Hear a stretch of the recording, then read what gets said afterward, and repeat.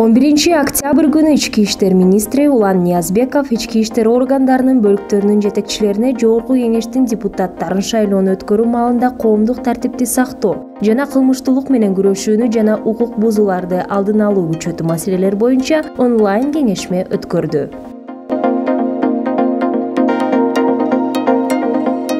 ИИМдин башчысы ички иштер органдарынын негизги тапшырмаларына көңүл буруп, ички иштер министрлиги алдыда отурган окуянын маанилүүлүгүн эске алып, шайлоого даярдануу жана өткөрүү маалында коомдук тартип менен коопсуздугун деңгээлин жогорулатууга багытталган бир катар чараларды көргөндүгүн билдирди.